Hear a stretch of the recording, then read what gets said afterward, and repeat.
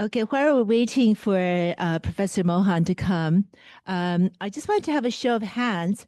How many of you know what is the idea of sustainable development?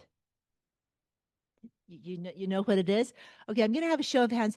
How many of you heard about sustainable development when it was first brought up in 1987, in the 1980s?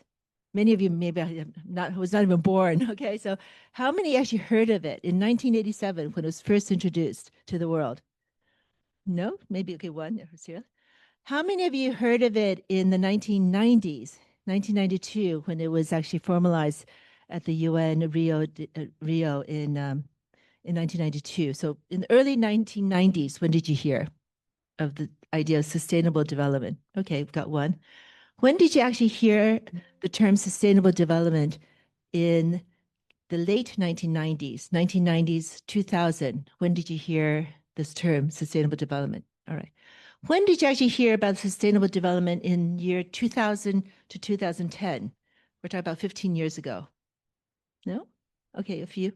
When did you actually hear sustainable development 2010 to 2020? We're talking about maybe about 10 years ago. Okay, so now we're getting about a quarter of the group. How many of you heard of the word sustainable development and SDG goals in the last 5 years? Okay, so we have a few. All right, and then how many of you have heard of the 中国的这个生态文明? This idea of 生态文明, we'll just say, do you know what is 生态文明? Yes? Okay, so just show hands. So yeah, I think, oh, come on, guys. Surely most of you have heard of 生态文明, I hope. All right. All right. Oh, okay. Oh, great. All right. So with that, I'm extremely honored. Where's Professor Mohan? I saw him poke his head over. All right. Please welcome Professor Mohan. So he is the pioneer. He is the forefather, the creator of the concept of sustainable development. And of course, today, the topic, wait, before I just have a technical thing, can we turn on the webinar? Do we have sorry, it's on. Okay, great. So okay, bringing together what I think is an extremely important topic, which is about harnessing AI for sustainable development and Earth eco-civilization, China and US. What a topic to talk about. And we are very honored to have Professor Mohan Munasinghe with us tonight to talk about this. I just wanted to say welcome to the group here. I think we have almost 100 people here tonight. Thank you for coming tonight. And online, we have actually registered over 40, 50 members.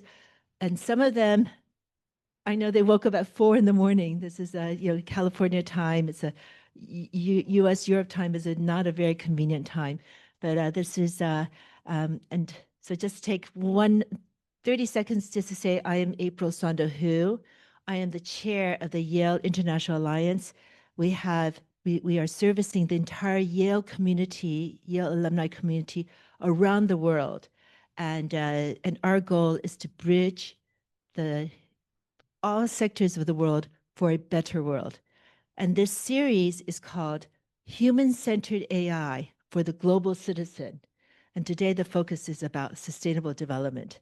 And of course, here we have Professor Mohan, and I'm going to ask you to, I hope it's comfortable for you to sit. Okay, so, all right. And so it's going to be about, I believe maybe 20 minutes of presentation, and then afterwards, 40 minutes, yay. Yes, we have an hour and a half. So we have 40 minutes presentation from Professor Mohan, and afterwards, of course, there's an opportunity for question and answer, including to you guys out there in the virtual world. Just to say at the end, this will be recorded as a recording distributed in China and also on YouTube in the rest of the world.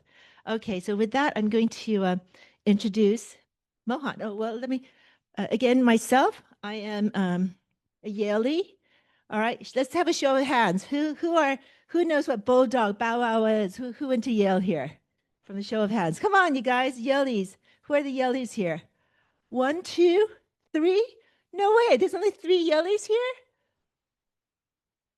No other people are okay. Well, welcome, all of you guys. You know, this is we're all friends here at the Yale Center Beijing. Thank you very much for the team here to host a wonderful gathering for us.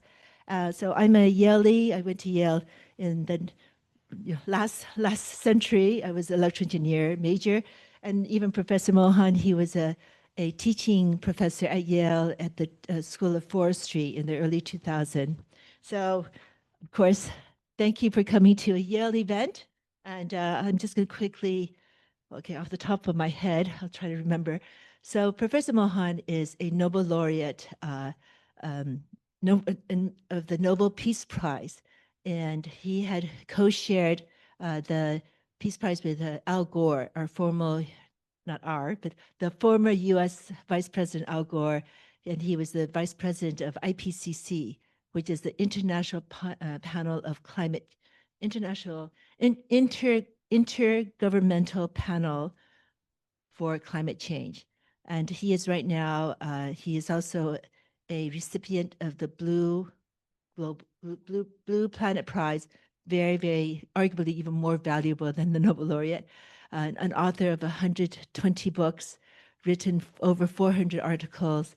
He is a senior advisor for the Sri Lankan government, and recently had won for city in Portugal, a green energy prize for being a sustainable city. So I think what's so valuable is that Professor Mohan comes with extremely deep academic background, but also demonstrating actual implementation of what it actually means of sustainable development, which of course certainly means now using everything we can use for it, including AI. So with that, I'm going to hand over the mic to you. Yes? Okay, thank you.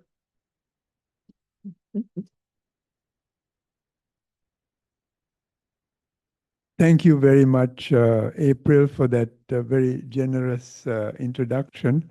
Of course, it's my privilege and pleasure to address you. I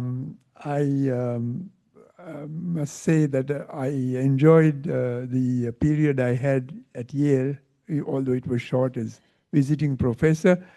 I'm sorry, my other family have not been associated with Yale. In fact, my daughter went to Harvard and my granddaughter is at Stanford. So I apologize because Yale is a very good school.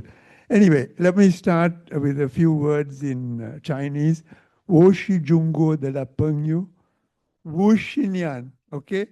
Old friend for 50 years. So, xie xie. Thank you for inviting me.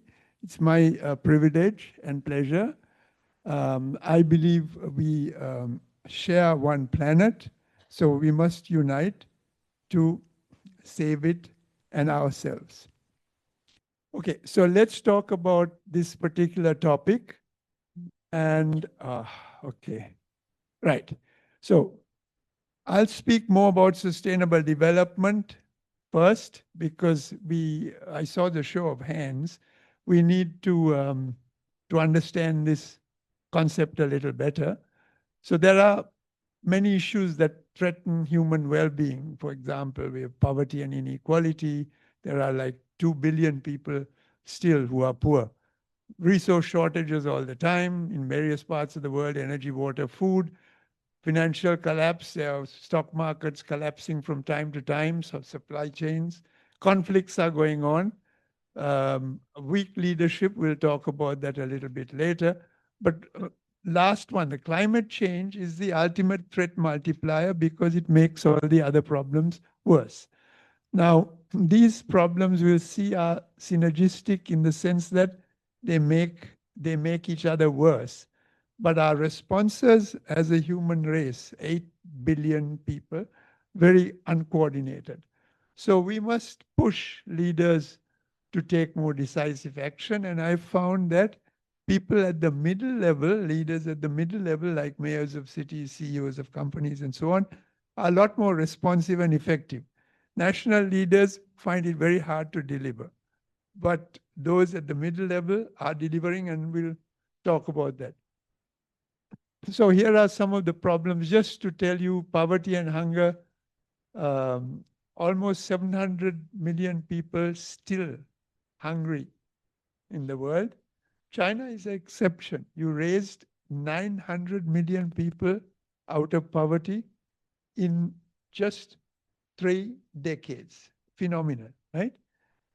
These at the bottom, you're seeing here the planetary boundaries. Yeah, here. Okay. There are 9 key resources. Of these, 6 are exceeded. In other words, we are overusing 6 of those resources, and there are 2 which are particularly dangerous, and that is the biodiversity, and the other one is the climate, both of which are way out of control. Now, resources. There is a concept called ecological footprint of humanity, which is the total resources we need to support human life. In around 2010, we needed about 1.5 planets to support us sustainably. Okay? If we continue on the present path, I won't go back. Okay. We will need 2 planets, and we don't have 2 planets. We just have 1. So we are overusing our resources very, very badly. Who is consuming? 85% of the resources are consumed by the top 20 percentile of the world's population. That is 60 times more than the poorest percentile. Okay? And if you look at the bottom, 1% of the rich own more than the other 99% of the world's population. And equally scandalous statistic, global military expenditures are in excess of $2 trillion, but aid for the poor is less than 1/10. So we are spending 10 times more to destroy than we are to save people. So it's really a sad state of affairs. If you put those facts together, you will see what you read at the bottom, that the rich on the planet are using more than 1 planet worth. So because of that, we have now 75 years of unmet goals and broken promises. Basically, world leaders meeting on a big stage, having a photo op, and making promises, never delivering. In 1947, there was the UN Universal Declaration of Human Rights. It's a very fine document. 2 years after I was born, right? So I'm old. 2015, 17 Sustainable Development Goals, which I saw you raising your hands. You've heard about it. Every one of those goals was in the original document 75 years ago or more, right? So we haven't made much progress. When I remind world leaders at conferences about this, I'm not very popular, but that is true. Now, climate change. 3 important facts. I worked, as April mentioned, for the Intergovernmental Panel on Climate Change. The first fact is, it is proven, okay? It's not fake news. Tens of thousands of scientists have worked on this for 3 decades now. The second, so it is human emissions of carbon dioxide that is causing these changes. The second one is what we call climate injustice. Why is that? Because it's the rich who have put the gases up there, but the impacts will be mostly on the poor, okay? But the hopeful sign is the third point, which is if we follow the path of sustainable development, which I will explain to you in a minute, that is the best way to deal with climate change, okay? All as an integrated solution, okay? Now, in 1992, I proposed a framework called sustainomics and a framework of balanced, inclusive green growth. By the way, I did not invent sustainable development myself. That was a bit of hyperbole, April. Thank you very much. I'm flattered. There are many, many colleagues, many others who have worked with me, and we all share, in a sense, the credit for that. But there are many wonderful scientists who have worked with me on that. So I will tell you about this. This was in 1992 at the Earth Summit in Rio de Janeiro, where before some of you were even born, I think. But it has been around for more than 30 years. And it is the way we can implement the Sustainable Development Goals. Okay. Right. Oh, okay. The first thing, a core concept of this is called the Sustainable Development Triangle. Okay? And what we need to do is to harmonize this and to balance. So there are three elements. If you want to raise the poor out of poverty, you need economic prosperity. Sustainability does not mean being poor, right? While you're getting rich, you have to protect the environment. Don't destroy the environment, which we have been doing. And the third part is you have to be inclusive, empower people, make sure that the benefits are shared equitably. That is the essence of this triangle. And the links between the vertices are also important, as we can see in the next. It is also linked to peace, and I'll tell you about that in a little while. But if you think of economy as prosperity, society, people, and planet is environment, the three P's are linked to the fourth P. Okay, one cannot go without the other.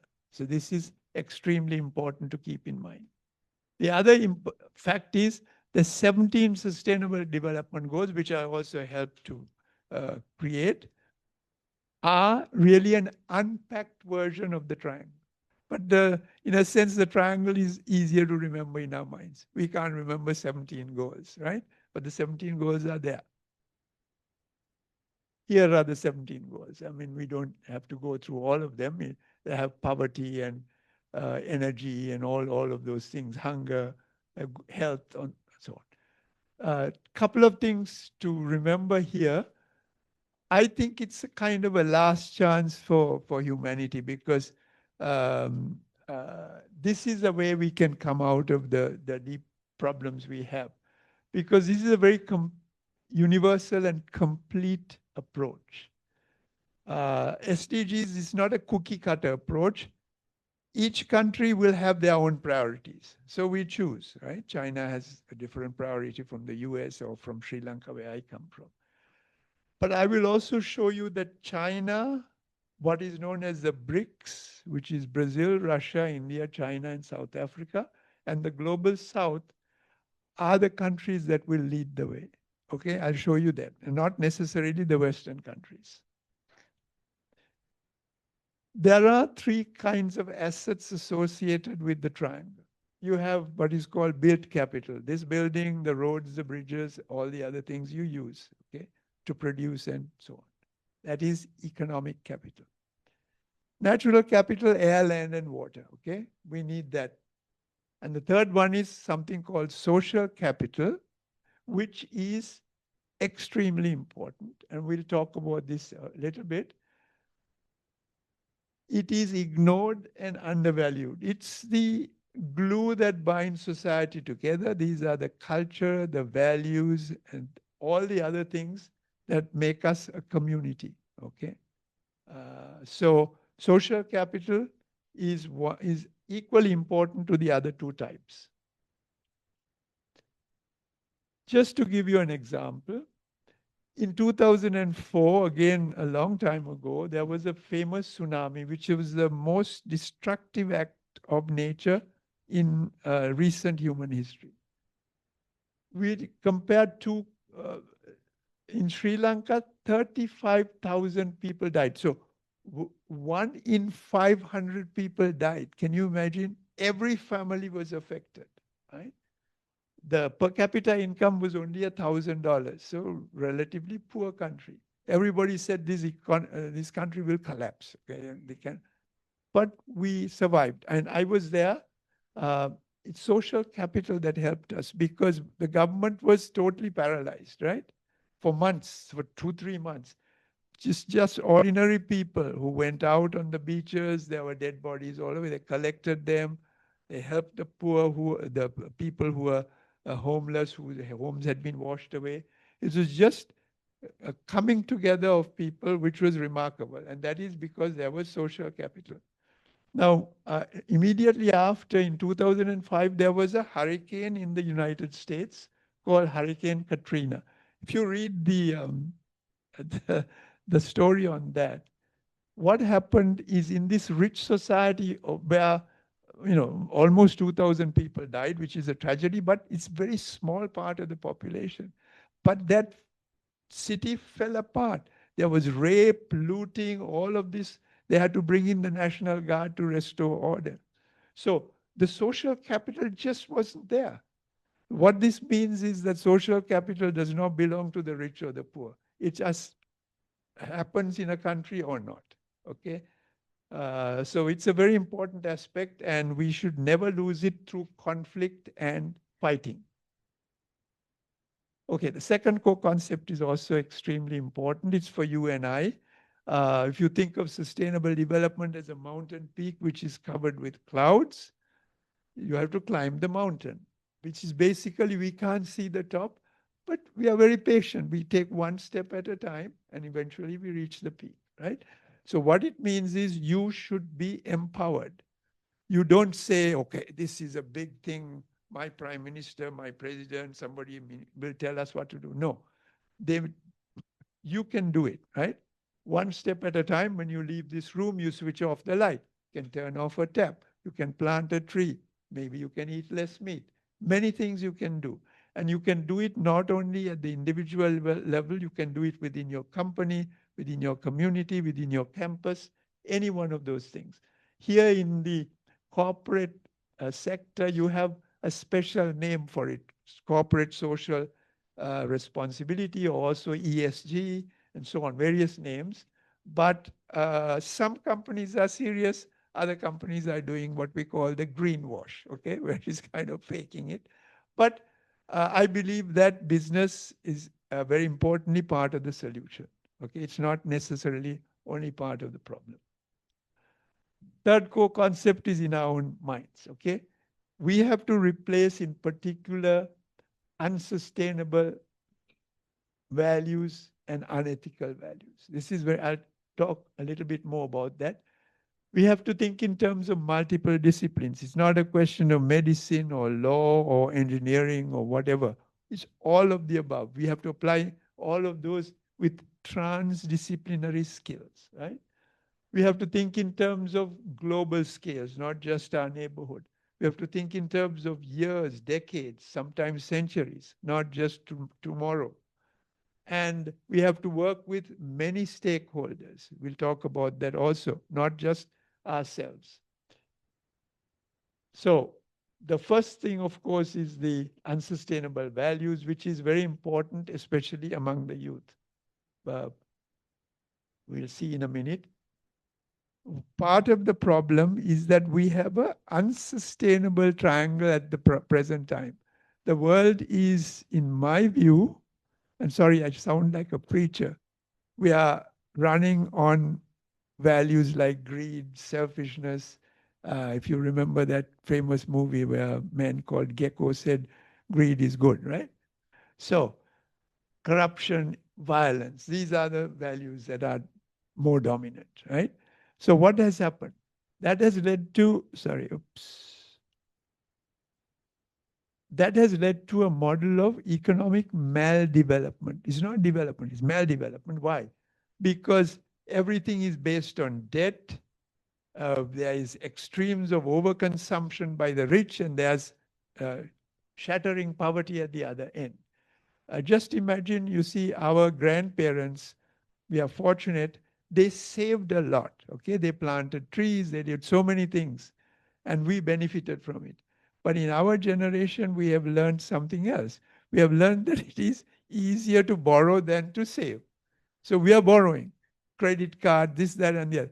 But we are borrowing from the future generations. US currently $37 trillion and still rising, okay? Who is going to pay that debt? So that is a tragic situation, and that has created also environmental debt because, as I said, we are using up our ecological resources. So there's a lot of pollution, including climate change, resource degradation, and so on and so forth. And remember, the cycle is closed. The fewer resources there are, the more people fight over them. There, all this talk about countries' virtuous motives, saying, oh, the human rights and so many things, we are intervening to save these people. It's all rubbish. All the wars are fought on natural resources. Invariably, to take over somebody's land, to take over somebody's oil, to take over somebody's water, it's all on resources, okay? So it's driven by greed, and therefore the sustainable development space is shrinking all the time, okay? It's a sad state. It's called the unsustainable triangle. We have to change it, starting with unethical values, starting with the very young people. Then I talked about many disciplines. I don't have to tell you that sustainable development issues are many, okay?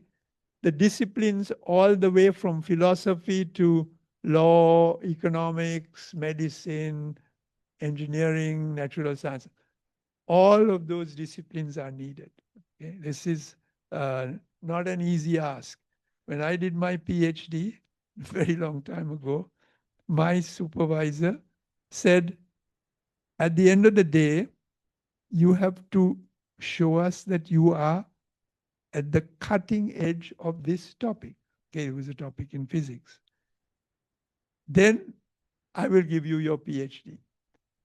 My students today, I tell them the same thing, but more. I say you have to also know a little bit about the other subjects. It's a tough ask. They have to be experts in their subject, but they have to know also a little bit about the other disciplines. Okay, you can't go with tunnel vision. So that's how the world has changed. Okay. This one is the stakeholder triangle, because increasingly governments are less and less capable to deal with all these complex problems. So we have to have civil society, you and I, as well as business, pushing government sometimes to do the right thing. We have to work with them, otherwise the problems won't be solved.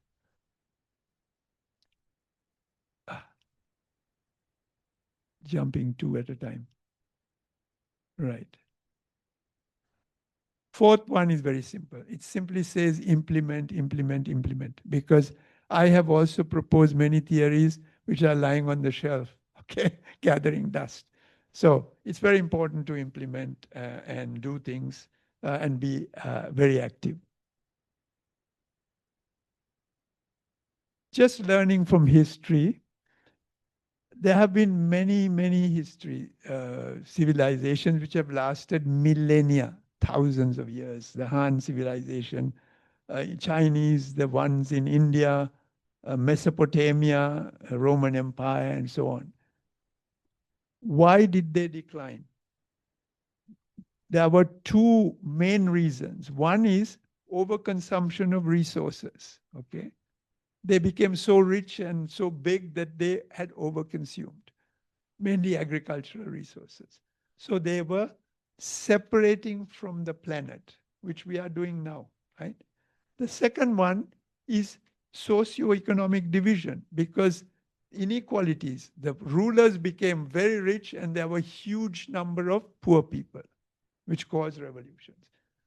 So the second one is separation from people. So those two separations which are still with us are very important factors to keep in mind. Now, we talk about this balanced, inclusive green growth. This is a path to sustainable development. See, the triangle is a static concept. This is a path. And I will tell you why this path was devised. Because 1992, we had this Rio Earth Summit, and there were a number of important agreements among countries. There was something called Agenda 21. There was a UN Framework Convention on Climate Change, which is still operating, and so on and so forth. So there was a lot of euphoria. I mean, I was much younger at the time. We all thought, oh, all our problems are solved. But really, it was only on paper. There were a lot of hidden issues. There are the three issues. It was very difficult. You have the triangle. To harmonize the three is extremely difficult. It's not easy, right? I don't know how many of you have done physics, but there is a problem which I learned as an undergraduate called the three-body problem, which is that in Newtonian physics, if you have two bodies, you can calculate exactly how the orbits go. If you bring in a third body, it's chaos. You cannot calculate exactly. It's like having a happy couple, but if a third part, another lover comes in, oh, it's totally chaotic, right? So we had to solve that problem. Now, what do you have here? If you plot environmental risks, let's say greenhouse gas emissions per capita vertically, development level, per capita income horizontally. So if you're a poor country, you're at point A, which means that you are low emissions, but also you're not very rich. If you're a rich country, you're at C, which means you are high GDP per capita, but you are emitting above the safe limit, okay, which we know. Most countries are in the middle, right? There, in B. So this was the kind of, the triangle is not working here, okay? It's not harmonized. Now, how did we move forward? The first thing we did is we said, okay, if we can't do three at a time, let's take two. So this post-1992 approach was to go with economy and environment. Just two. And how did we do that? This is called the win-win solution or green growth. What does it mean?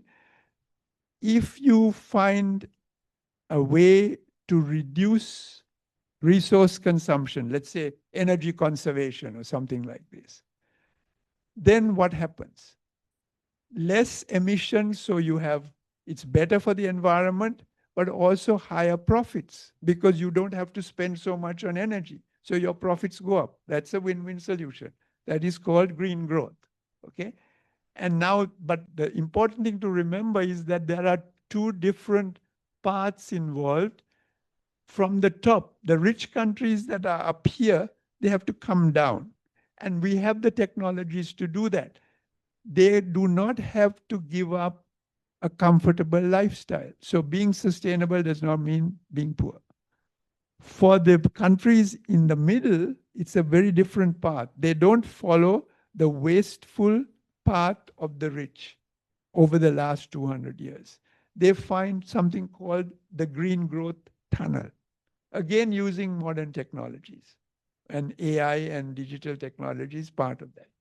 So that is the solution we found more than almost 30 years ago.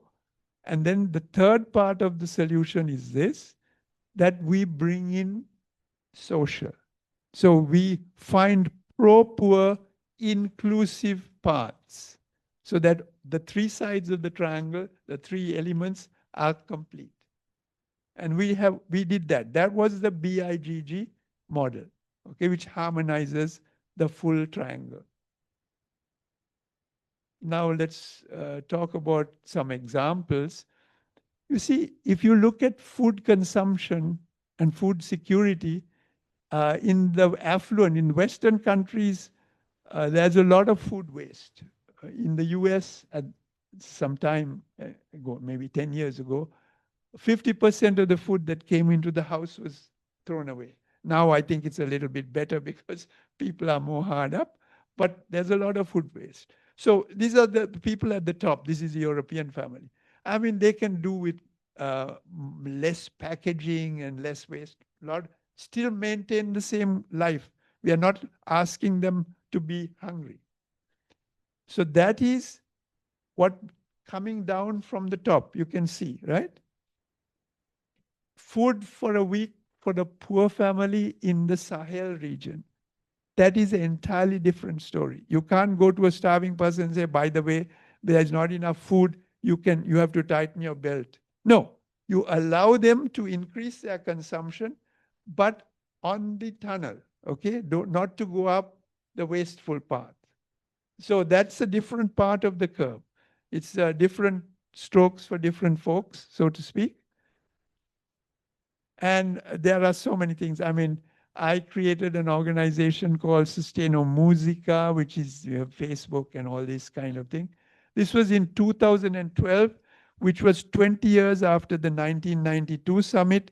There was another Rio Summit, which was called Rio Plus 20. And at some stage, we got tired of listening to world leaders again making promises. Everybody went to the beach. There's a group of musicians. We just said we will create the music of sustainability. And the theory is this: you appeal to the heart, not necessarily to the brain. Okay, because this kind of speech reaches what? 0.0001% of the world's population.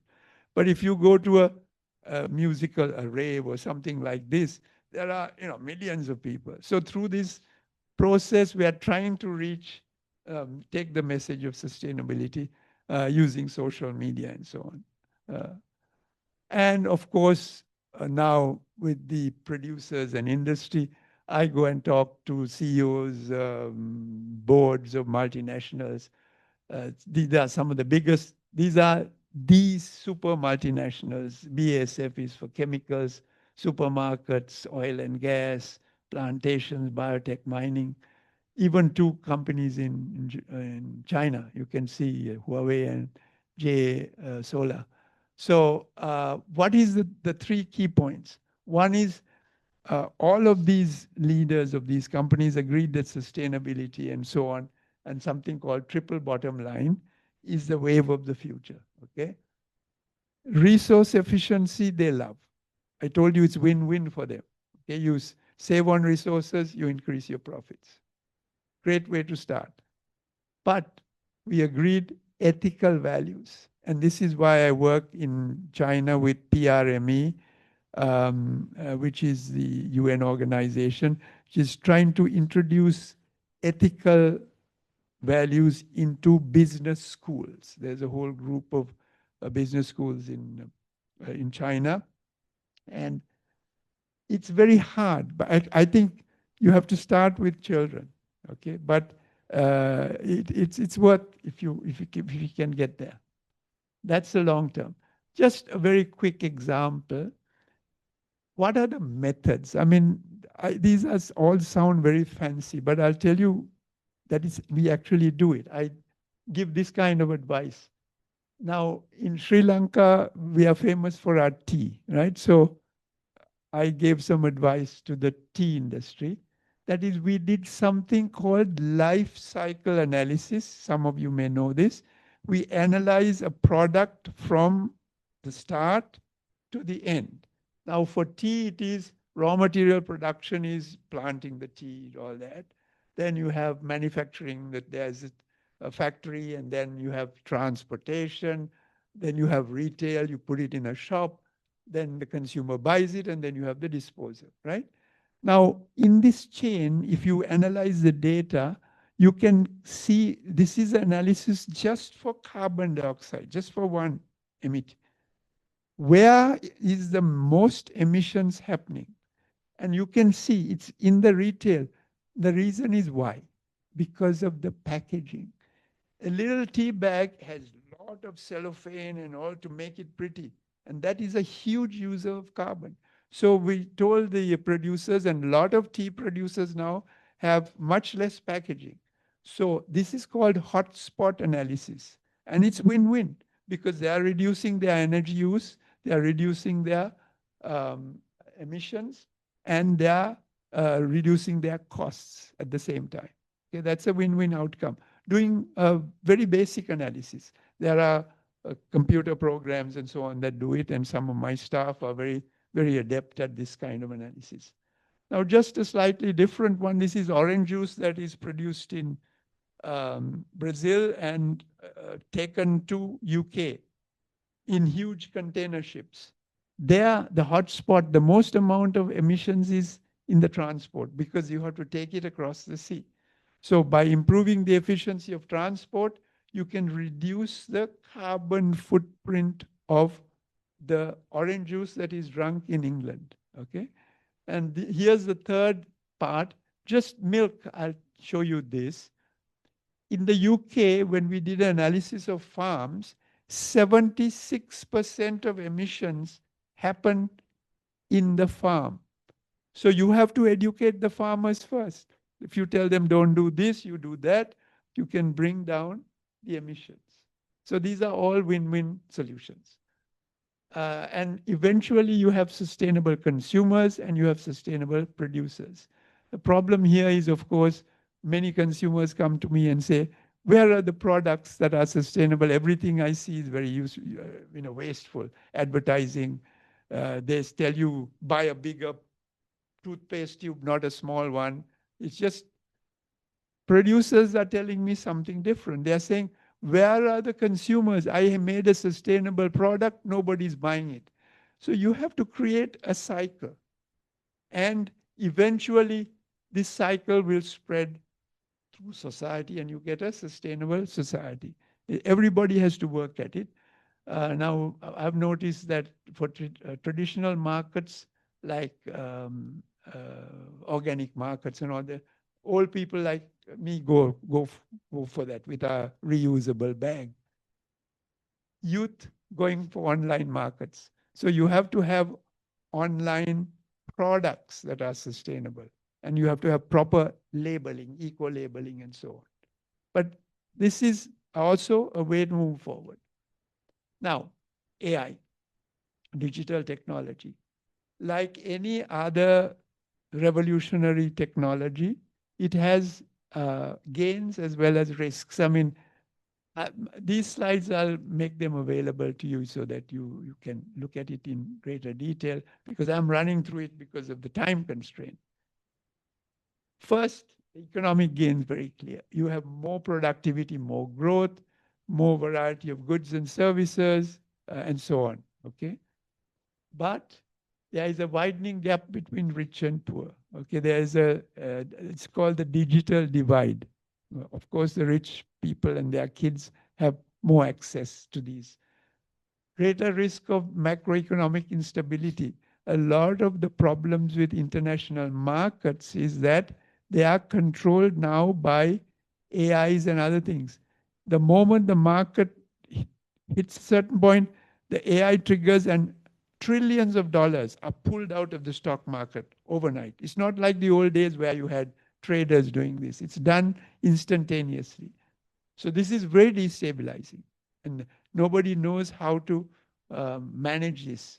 And of course, more competition and risk for firms, also for people, even for students. If you don't know how to use the AI properly, you won't get as good a grade as your neighbor.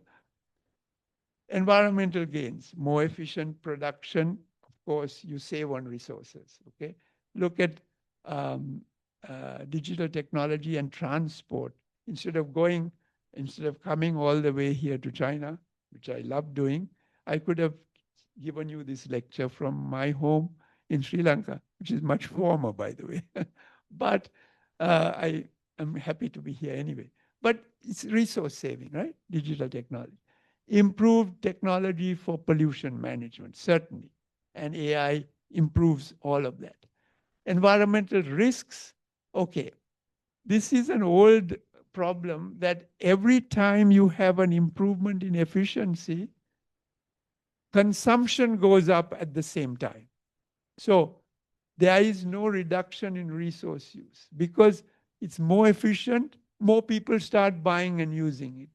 So there is an effect of scale, which then there's hardware. There's the problem of e-waste. People use a phone, couple of years, they throw it away. Where does it go? Okay, same thing with computers, other things. It's a huge problem. And the last, there's a huge increase in energy demand from servers and other things. Okay, particularly for large language models used in AI. Okay, so these are creating environmental problems. Social, more employment and income, especially jobs and so on, but an increased participation and empowerment, because social media have actually empowered a lot of people who are otherwise marginalized. And of course, greater access to information, also misinformation. Okay, be aware. So the social risk, there is exclusion also possible, that only the rich have access to this. Digital technology and AI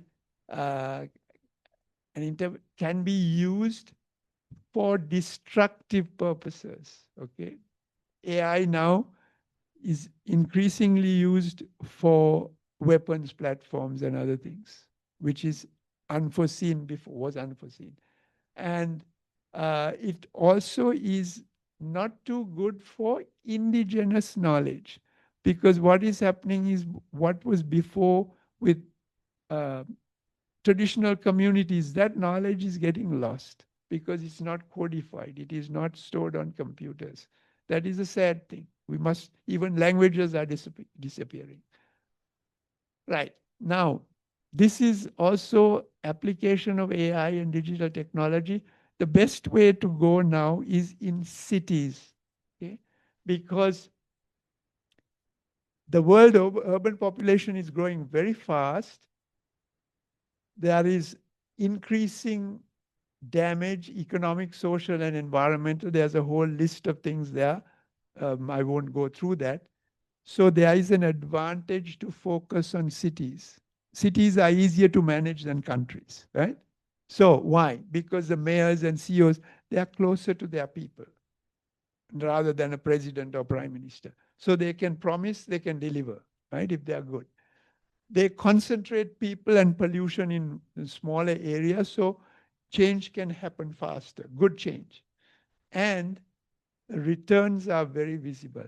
In other words, enables smart management of, say, energy, transport, so you don't have traffic jams and so on, other things, and water and so on, waste. So all of these benefits, digital platforms support efficient resource use, livable green spaces, smart power grids, green smart transport, and so on and so forth, right? Okay. Yeah, I'll skip this part because basically, again, emphasizing that you have smart, sustainable systems which are entirely based or dependent on digital and AI-based platforms. This will help us to jumpstart the SDG revolution. Okay? Okay, where we go. Right. Now, just as an example of a national level, in 2019, I wrote a report for the president of Sri Lanka. We had an expert committee, and these are all the topics we covered. I mean, I just showed you that we looked at every aspect, agriculture, education, energy, health, all that, and many cross-cutting issues. I mean, we asked, what is it to be a citizen of this country, okay? What about harmony among people? We asked young people to write a chapter. What is the youth perspective? Which is very different from my perspective. So all of these things we looked at because sustainability is a very comprehensive topic, right? And this is just to show you that it has been done for a country as well, okay? Now, China. A whole region of China. I take the Yangtze Delta, 240 million people in 4% of the land area of China, major cities, mega cities, Okay, you have Shanghai, Nanjing, you have Hangzhou, Suzhou, and so on, generates 25% of the GDP. That is more than the GDP of Japan, more than the GDP of Germany, right? In the past 100 years, it showed completely the transition of balanced, inclusive green growth, the sustainable development transition. How? Before 1950, it was subsistence agriculture, okay? So low pollution, but very low income, right? 1950 to 2000, more intensive agriculture and heavy industrialization. But there was prosperity, but the pollution levels, everything, the environmental indicators went down. But after 2000, again, because of government policies and so on, the prosperity kept going up, socioeconomic gains, but the ecological indicators also started picking up. So that is balanced, inclusive green growth. And I'll show you just one graph which describes this. On the left side is that theoretical graph I showed you. Okay, you have the tunnel, the green tunnel, and avoiding the western path. Now, if you look at what we measured in the delta, on the right-hand side, it's exactly that. Up to 2000, it went sharply up and then it started flattening. So they are following the tunnel. This is quite remarkable to see this. All the environmental indicators have now balanced or started going down. Why? Because you have very low carbon technologies, EVs, lithium batteries, all of those things are concentrated in this area. It's a very interesting example. The other example is a small city. Okay, so this is really that part of the curve from the top that goes down because it's a European country, it's more advanced. But what happened, I have been advising the mayor of this place for 12 years. And for 12 years, they have really worked hard. And after 12 years, they were named the European Green Capital for 2026 sustainability. And they are going against London, Paris, big cities. This is only 200,000 people. But the European Council, the people who give the award, the judges recognize that this small place has done a remarkable thing in bringing the pollution levels and everything down. So that's another good example. Now, I have to tell you about Earth eco-civilization. See, because China is known as a civilizational state. Okay, you have millennia, 4,000-5,000 years of history. Sri Lanka has 3,000 years of history. So civilizational states, the 20 years ago, you won't even know who this is, but Dr. Zhang Xingsheng, who was former education minister, he ran something called the Guiyang Forum. You look it up some years ago. We used to have very interesting discussions, and he asked me, how do we bring in this civilization concept? So I said, well, let's think of eco-civilization. What does this mean? Eco is economic, but also ecological. So you have an economy and environment. Civilization is society. So you have the three. Eco-civilization, right? And we call it Earth eco-civilization because Earth has a nice sound, right? Mother Earth. That was there. So now this is being resuscitated, but people have misunderstood. They say, oh, this Earth, this eco-civilization, is it different from sustainable development? I said, that's an old story. 20 years ago, we solved that, okay? It's the same thing, don't get confused. Okay, and this is the way the diagram I have showed to them, which is that the triangle is for cities and smaller communities and so on. But Earth eco-civilization is for the whole planet. It's on a bigger scale. But it's the same thing. It's the same concept. We don't have to get confused, right? But it is more a Chinese concept than anything else. But it means the same thing. Sorry. Right. Now, very quickly, I'll finish up by talking about why I think Asia and the BRICS, Brazil, Russia, India, China, South Africa, will lead the way. I think because we are more in tune with the economy, society, and environment, there are more infrastructure-oriented, I mean, for example, the Belt and Road Initiative, multi-trillion-dollar, unprecedented in human history. So it is being driven much more from, if you look on the right, this is the economic center of gravity of the planet. In 0 AD, it was somewhere in Asia because, you know, at that time you had India, China, they were still very prominent. By 1950, it moved somewhere between Europe and North America. Why? Because the West became rich. And I have put the reason, one of the main reasons is resource flow from the colonies. An Indian author who is somebody I know calculated that just from India alone, the amount of resources that were extracted by the UK, the Britain, was $47 trillion. And this is a long time ago. That is 15 times the GDP of UK. So the development, of course, there were smart people in the West, but the resource flows helped, okay? When you're rich, the best innovators, the best creators, the best artists, everybody comes to your city. That's what happened. Now, after 1950, look where it has gone. It's going back into Asia, okay? Because you have Japan, China, India, all these countries. And that is not because of colonialism. It is because of development. We are doing it with our own effort.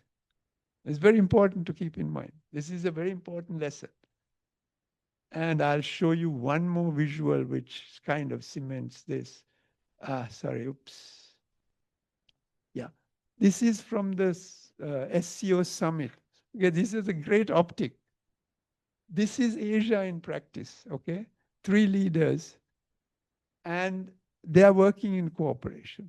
This is very important, and we'll move on from there.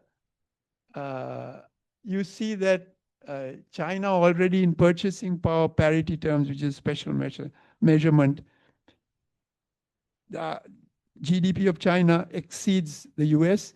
In nominal terms, it will exceed the US very soon, in a few more years, because China is still growing much faster than the US, right? Look at growth.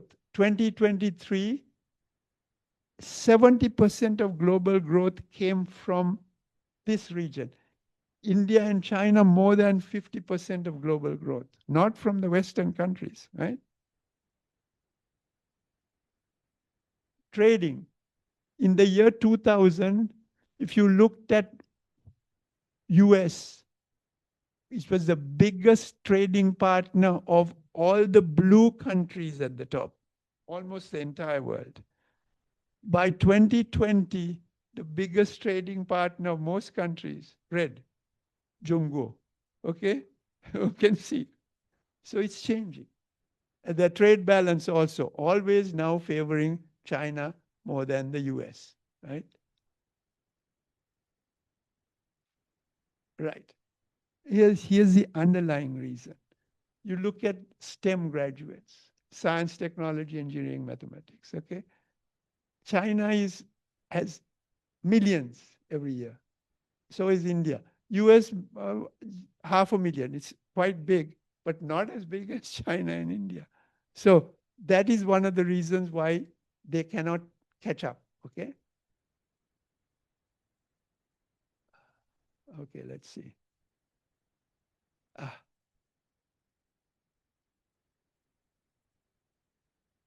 Okay, I just tell you that the global south, which is all the other countries, are more sympathetic to BRICS than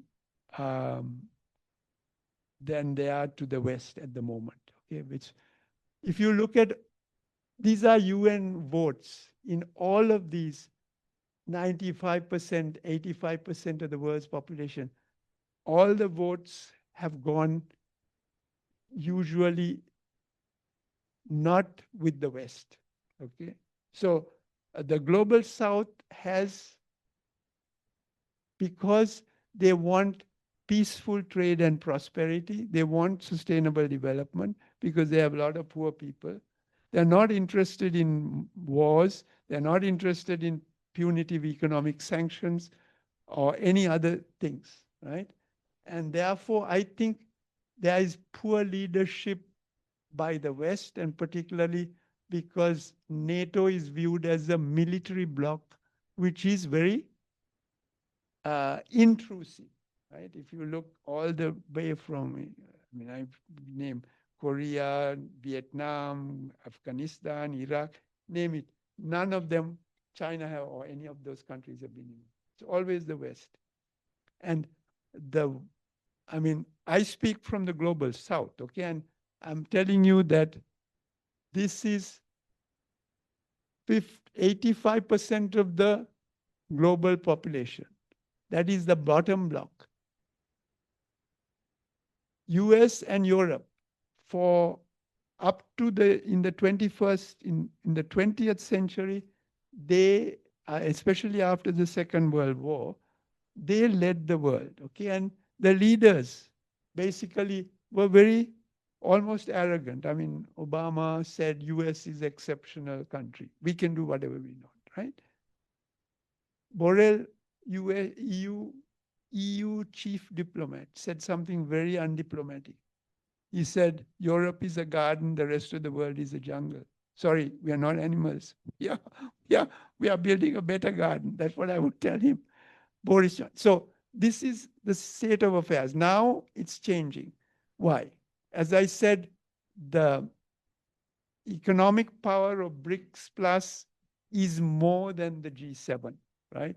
More countries are joining, okay? Contrary to what Mr. Trump says, he says BRICS is falling apart. It's not true at all. It's stronger than ever.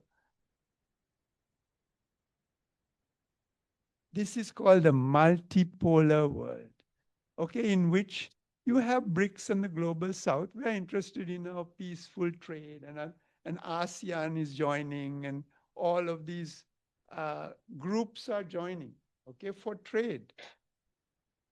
Of course, there is a little bit of economic domination. The richer countries dominate, but at least it is not military intervention, okay? That is not. On the other side, you have still the Western countries, which, in my view, personally, clinging to their privilege. And they have to learn to live in a multipolar world. It's very hard, okay, after having ruled, so-called, the world. It's very hard to give up.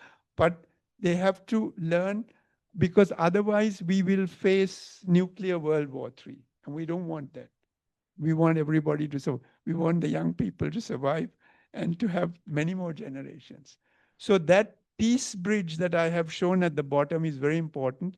I think groups like this webinar, for example, you're reaching out to people in the United States. We have to build the bridge, keep the dialogue going, not call each other names. Some of this information you would not get in the mainstream media in the US, I'm afraid, because they have a different lens perspective on China. And this kind of interaction is extremely important to bridge that gap, right? I did an interview with a lady called Zain Asher. I don't think this will play here because it's not,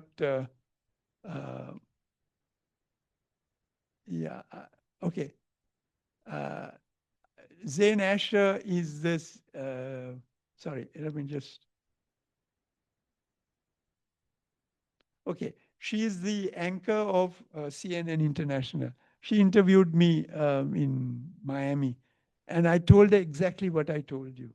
I can't show you the clip because it doesn't play. But basically, what it means is that the global South is leaning much more towards the BRICS, and the Western countries, particularly the US, has to learn to accept that. Okay, and I mean, she was very nice. And the audience was a little shocked. It's a US audience. But afterwards, they came and told me, you told us very nicely and very politely. So thank you. When you Uh, think about he's, the fact that we're seeing the world order, I guess, recalibrate itself in a way, in a certain sense. I mean, I gave one small example about several members of the Biden administration visiting Africa in such a short space of time. Obviously, they're competing with Russia and China. Sergei Lavrov has been to Africa. I've lost count of how many times in the past few months. What are the implications and the opportunities in a world where it is multipolar and there are multiple spheres of influence, not just one or two? I think the multipolar world looks more attractive to the global south now. I mean, I cannot speak for the entire global south, okay? Yes, But it's not a monolithic entity. yes, but the reason is that the existing world order, which has been more, since the Second World War, more unipolar kind of, but Western-led certainly, is not doing too well. There's a lots of conflicts, the economies are under threat, poverty is still persistent, and so on.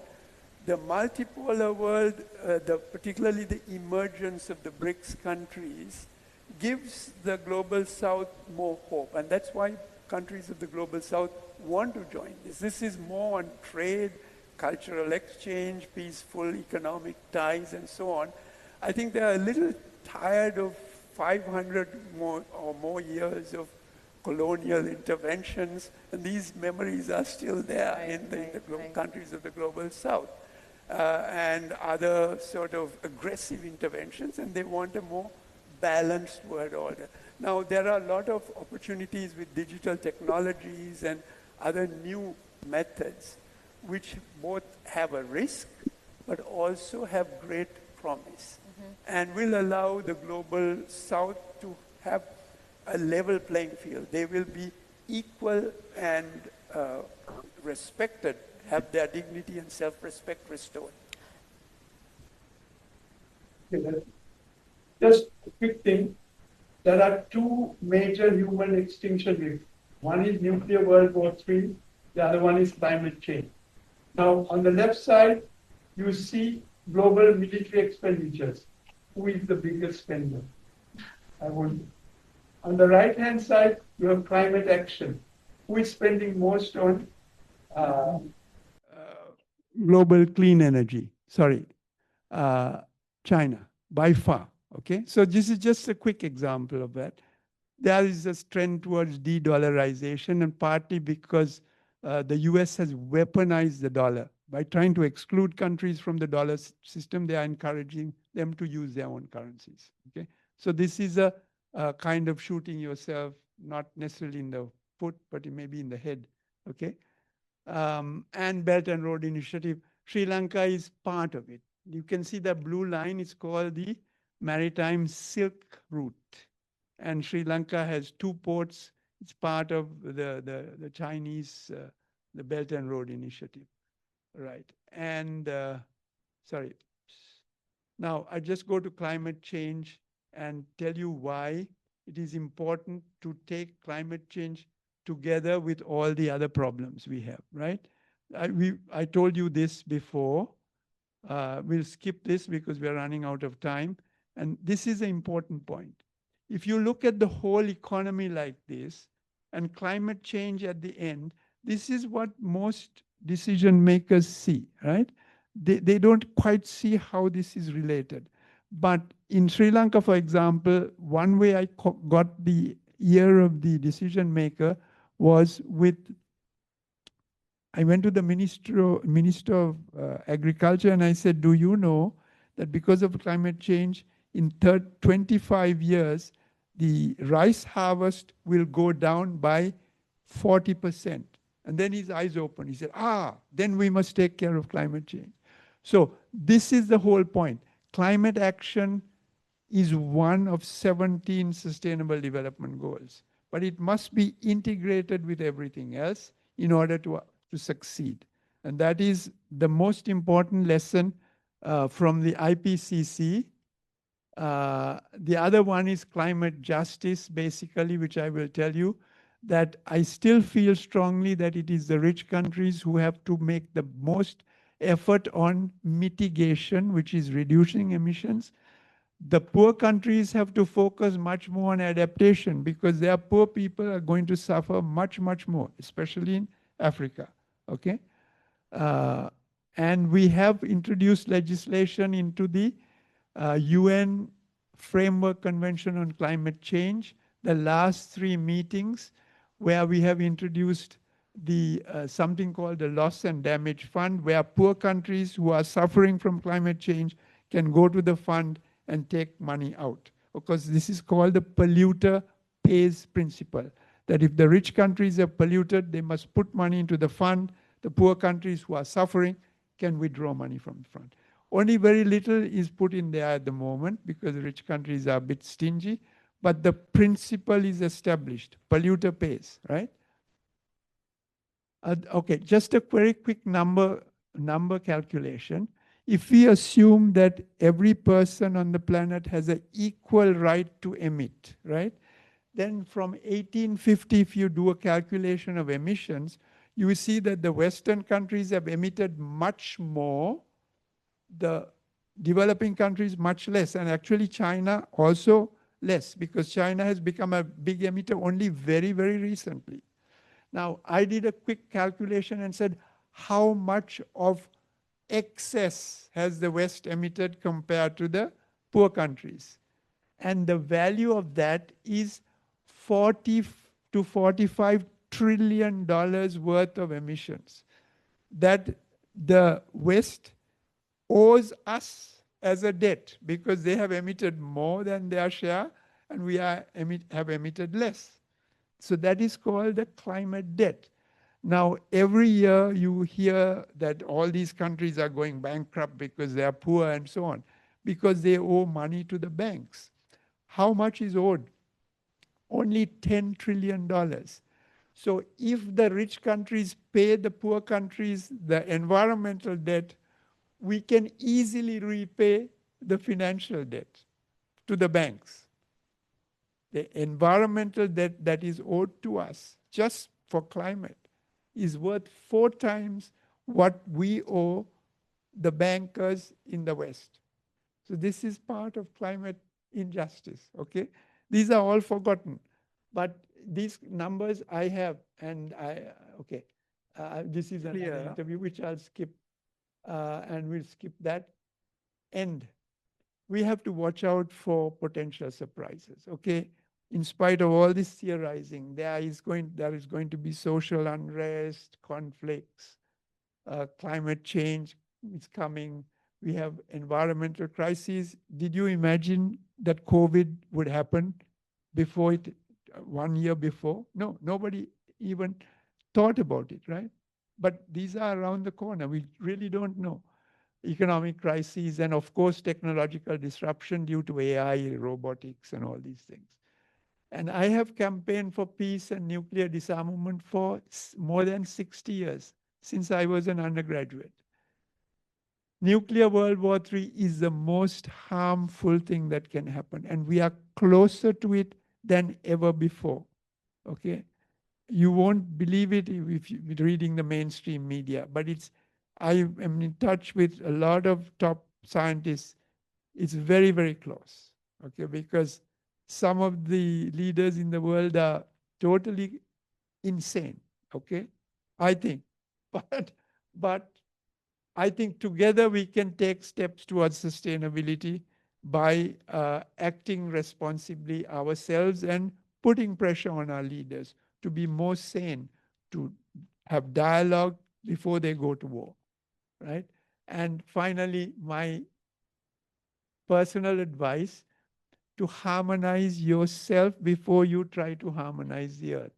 So you do your work, but you also have fitness and health so that you are healthy and save time for your family and your friends and some, quality time.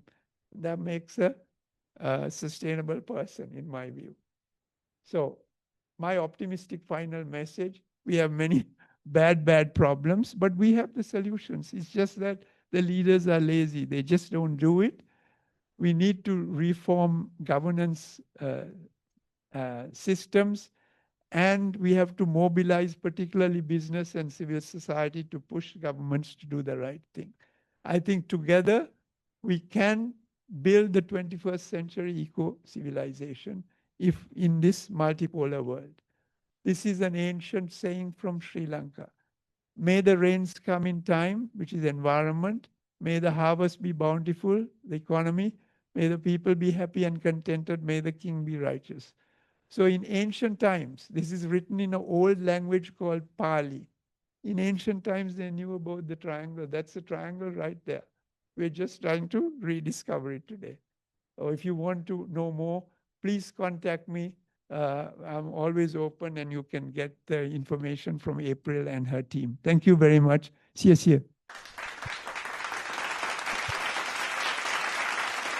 We're here in Beijing, and you guys are here as a special guest to Yale Center Beijing, and I also from actually Yale Club Beijing.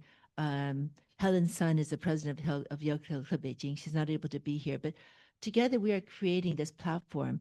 And I wanted to just read a comment from China. You finished with Pali, with that blessing from Sri Lanka, but there's a very famous quote from China, from Zhuangzi, thousands of years ago. And what he basically has said is the idea, I'm trying to get my, is 天地并于我，什么这个共生共生，我的手机开不了，万物以我为一.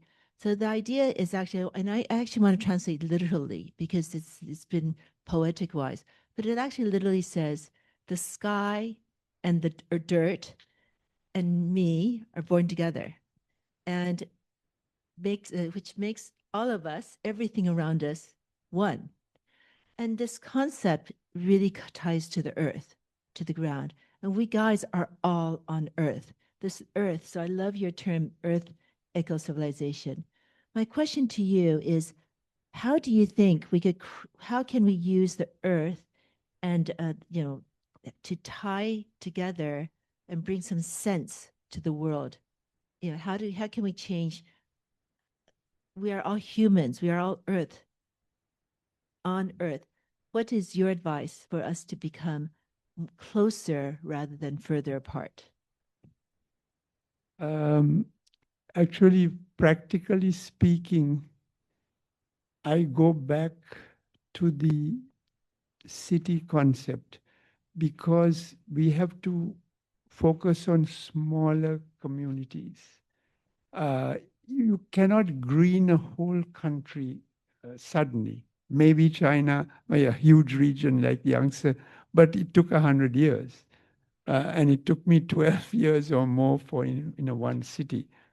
So if you create the green spaces and the livable areas, and then if you have good community leaders and city mayors who can explain this to the people, once you do it in one or two cities, people from other cities come there and say, hey, how come they've done this here and I can't do it in mine?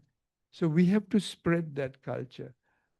So my answer is, I'm very practical because I have an engineering background. You have a more holistic approach. You talk about Mother Earth and all that. Yes, that underpinning has to be there, and it comes from the cultural civilization part. But then we have to untap it. We have to tell people exactly what we have to do. Also work with farmers, which I think the Zigan Fund does, and that is right spirit. So focus on communities, whether they are urban or rural, but to bring in the modern technology, I think digital technology can help. Although it may seem a little not quite with the earth concept, but you're helping Mother Earth. You see, that's the whole point. You're using it as a tool. Great. Yeah, thank you. And I think city, and we just talked about maybe even going down to the villages, which is, as you, with the Zigan Fund, which is our work in rural development. My second question is, you talked about technology. The U.S. approach, the China approach is very much about fast scaling, strong government involvement, tying to country and national goals. The U.S., because we're talking about China, U.S., the U.S. is much about innovation, creativity, startups, strong university. How do you think we could use these different strengths to create more dialogue rather than silo approaches? Well, look, I'm from the global south, so I have a particular view. And as an economist, I can tell you that the capitalist approach, which is mainly in the US, but also in Western Europe, has reached about the limit of its progress, because it did create lots of wealth and innovation and other things. Some of it was driven by colonialism and aggression. Okay, let's be very clear about that. But it was still innovative and so on. But what we are seeing now, particularly emerging in the US, is the innovation and the creativity is making the rich richer and richer. It is not helping the real wages of workers have gone down. The gap between what CEOs are getting and the ordinary person working in Wendy's or McDonald's as a server is widening. So the innovation is not serving the people.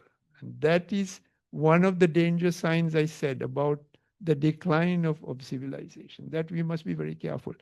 The other disturbing trend in the capitalist system in its present form, okay, is the neglect of nature. I mean, there is a big school of thought, including the government in the US, who do not believe in climate change. I mean, you know, to me, this is absurd. It is living in a fantasy world. So those are some of the handicaps, and that can be overcome, I think, if they bring in a little bit more of the realism from China. I think what Deng Xiaoping brought with him, the reforms, because he saw, I mean, the first time I came to China was in 1974. The Gang of Four, if you remember that, was still there. Okay, Lin Biao had just flown somewhere and crashed.